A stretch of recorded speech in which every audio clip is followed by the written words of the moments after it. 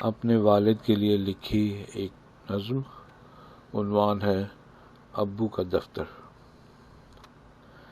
ایک دھوپ اور شور کا میلہ تھی وہ ٹریفک، ایک دھوپ اور شور کا میلہ تھی وہ ٹریفک، سائن بورڈوں کے اوپر سے خاموشی سے نیچے تکتی بالکنیاں اور کھڑکیاں تھیں۔